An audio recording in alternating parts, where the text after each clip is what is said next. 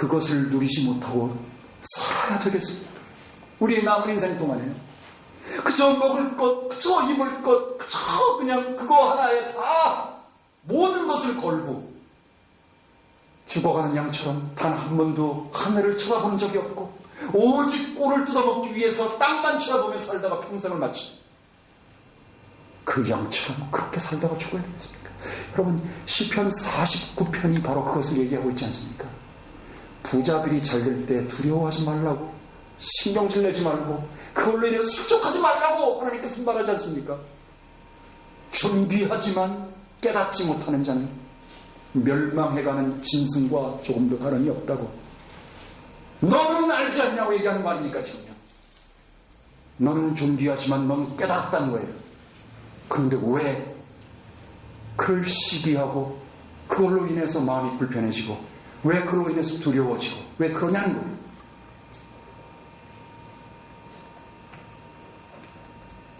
다윗은 이렇게 얘기합니다. 하나님께서 제게 긍휼을 베푸시고 제 죄악을 깨끗이 씻으시고 제 마음과 영을 지혜와 진리로 온전히 창조하사 구원의 즐거움을 그리고 구원의 기쁨을 회복시켜 주시면 비로소 제가 할 수 있는 것이 있습니다. 무엇입니까? 13절이 그 내용입니다. 13절에 무엇을 그가 할 수 있다고 말하고 있습니까? Then will I teach transgressors your ways. 이때 비로소 나는 하나님의 길을 범죄자들에게 가르치게 될 것입니다.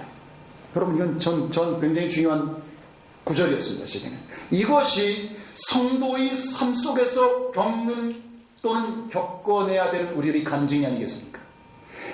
회복된 그 하나님의 회복과 용서와 하나님의 구원의 기쁨과 그것들, 내 영이 다시 새롭게 되는, 창조되는 것들을 경험하지 않고 어떻게 우리가 하나님의 도를 가르친다고 할 수 있겠습니까? 어떻게 우리가 입을 열어서 간증을 할 수 있겠습니까? 무엇이 먼저입니까?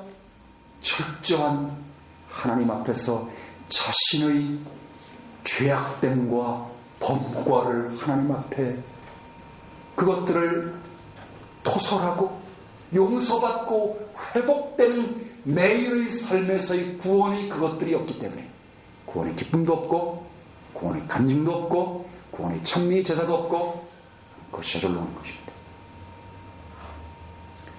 And sinners shall be converted unto thee. 한마디로 회개와 자백 그리고 하나님의 사유를 경험하는 이 기초 위에서만 비로소 복음 전파도 있고 말씀을 가르치는 것도 가능한 법입니다. 이게 무시되기 때문에 사람을 변화시키는 생명의 능력의 영이 역사하는 대신에 다만 인간의 지성에 불과한 허무한 신학과 껍데기뿐인 지식, 허울 좋은 선교, 이중인격과 위선, 그런 것이 이 기독교의 거리 속에서 활개를 치고 있는 것입니다. 지금 이 토설과 자백, 용서와 회복, 새롭게 됨의 이 토대 위에서 가능한 것이 무엇인지 계속해서 다윗은 그 영으로 하나님께 외치고 있습니다. 이번에 무엇입니까? 14절 하반절부터 19절까지가 다 그것에 대한 내용입니다. 무엇이 가능합니까? 경배와 찬송이 비로소 가능하다는 것입니다. 여러분, 지금 이 51편에 나와 있는 이 앞에 있는 모든 조건들이 없이요, 이것의 토대와 기초가 없이 우리 찬송도 없고 가르침도 없고 복음전파도 없고 우리 예배도 없습니다. 정말 이해하시죠, 여러분요? 우리 예배, 우리 경배의 실패가 어디서 옵니까? 우리 찬송의 실패가 어디서 옵니까? 테크닉입니까? 악기 부족입니까? 문제입니까? 자리가 잘못됐습니까? 아닙니다. 어디서 생기는 겁니까? 바로 이 문제 때문입니다. 이 문제 없이 와서 앉아서 입을 열기 때문입니다. 그러면 문제의 해결이 안 됐으니까 나는 입을 다물고 있을래요? 그건 해결책이 아니죠, 여러분요. 제 말 뜻이 뭔지 이해하실 겁니다.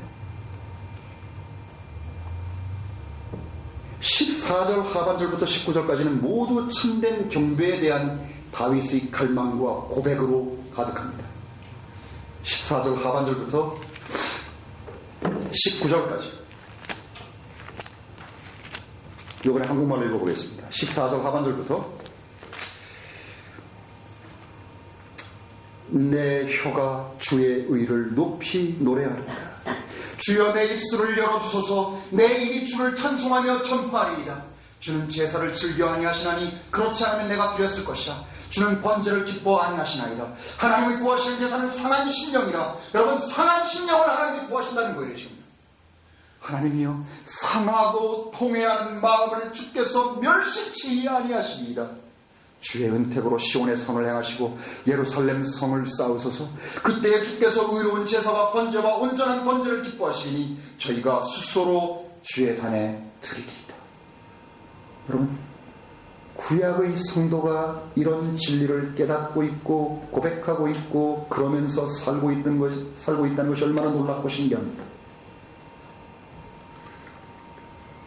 동물의 피제사를 바치지 않아도 하나님 앞에 진심으로 통회하고 상하고 부서진 심령으로 나갈 때 그런 믿음으로 나가는 자신을 하나님이 받아주시고 의롭게 만드셔서, 그래, 내가 내 진심을 알았다.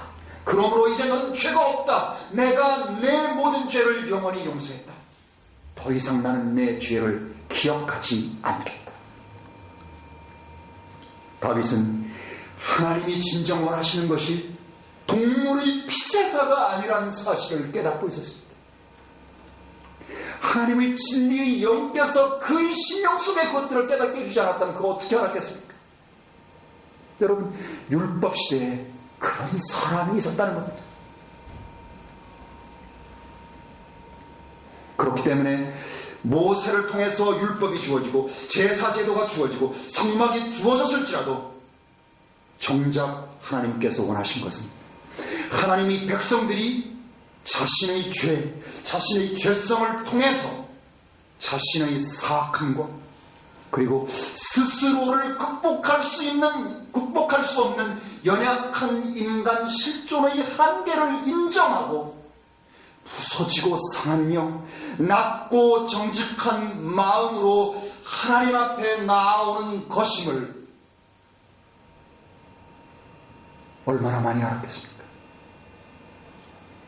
오직 믿음의 사람들, 율법의 시대에도 믿음으로 하나님 앞에 나아가 의롭게 되었다는 것입니다.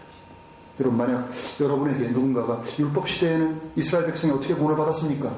제사를 지내서 받았습니까? 라고 묻는다면 여러분 뭐라고 대답하시겠습니까? 아닙니다. 제사는 다만 자신의 믿음, 자신의 마음, 자신의 상하고 통회하는 심령 자체를 외적으로 표현하는 것에 불과했습니다. 뭘로 구원받았습니까? 내가 범죄자요, 내가 연약한 존재요, 나의 실존이 쇳덩어리요, 그러한 상한 마음으로 하나님 앞에 나갈 때 하나님이 나를 용서해 준다는 것을 믿는 그 믿음이었습니다. 회개와 자백으로 마음과 영이, 복음이, 참 경배가 회복된 후에야 이제 비로소 다윗의 마음에 예루살렘과 시온을 위한 거룩한 청원이 드려지게 됩니다. 자신이 범죄로 인해서 심판과 형벌이 이 거룩한 하나님의 산 시온, 거룩한 도시 예루살렘, 그리고 성막을 향해서 미칠지 모른다는 그러한 생각으로 다윗은 하나님께 마지막 청원을 합니다. 그게 18절, 19절의 내용입니다. 시온에게 하나님이 선하신 즐거움으로 선을 행하소서. 예루살렘의 성벽을 건축하소서. 그 이후에 말씀이 바로 그 내용입니다. 여러분, 범죄는요, 자신에게만 영향을 미치는 것이 아니라는 사실을 기억하시기 바랍니다. 제일 먼저는 자신에게 영향을 미칩니다. 그러나 그 범죄한 사람에게서 그 사람의 가정으로, 그 가정의 악이 교회 전체의 악으로 악영향을 끼치고 영적으로 신음하게 만들 수 있다는 사실도 우리는 절대로 간과해서는 안 됩니다. 우리 역시 우리의 연약과 범죄로 인해서 어려움에 빠질 수 있고, 당연하죠. 내 가정, 내 주변, 내 교회,